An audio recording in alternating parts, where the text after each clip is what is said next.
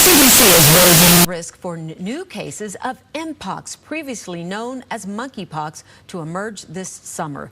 The Chicago Department of Public Health has reported what it has called a resurgence of mpox. From April 17th through May 5th of this year, there's been a cluster of 12 confirmed mpox cases, along with one probable case in the Chicago area. So joining me now to weigh in on this is Dr. Shikha Jain with UI Health. Good morning to you. Always good to see you. Hi, Sylvia. So let's get started here. Mpox seemed to be under control. What's going on? Well, it's not surprising, and this was predicted as the weather gets warmer, as people are getting outside and gathering more, as these festivals are starting, especially in Chicago.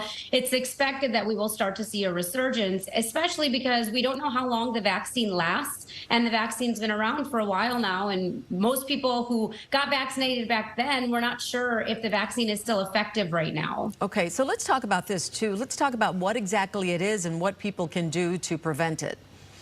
Yeah, so when mpox develops, it's a virus again, and it really presents with symptoms similar to, you can develop a severe rash, you can develop swelling in your lymph nodes, fatigue, muscle aches, body aches, flu-like symptoms. And it's the way it's transmitted is through close contact with others, often intimate contact, or if you're sharing a bed with somebody who has open lesions, or if you touch an open lesion. So that's how it's transmitted. And the virus can result in this pretty painful rash, but those who are vaccinated are less likely to get admitted to the hospital. Okay, so some of the cases that have been confirmed here in our area, 9 were men from ages 24 to 46.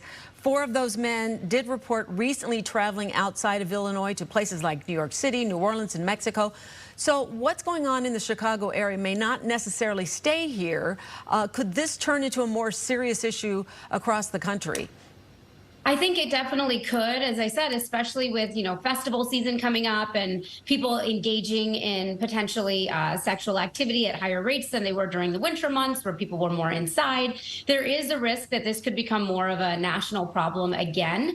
Luckily, we have ways to prevent it, making sure that you get vaccinated. If you got your first shot and you haven't gotten your second dose yet, I'd highly recommend getting it if you're in one of those at-risk populations. Good hand washing. If you develop a rash or if you come in contact with somebody with a rash, make sure you talk to your doctor, and you may be eligible for getting the vaccine if you come in contact with somebody who potentially has mpox as well. Well, that was my next question to you. Let's talk about the vaccine, what's involved, and who can get it. Is it available to everybody? So it's really available for those who are at higher risk. So typically what they're recommending is those who engage in men who have sex with men who are intimate with other men. That is a high-risk population.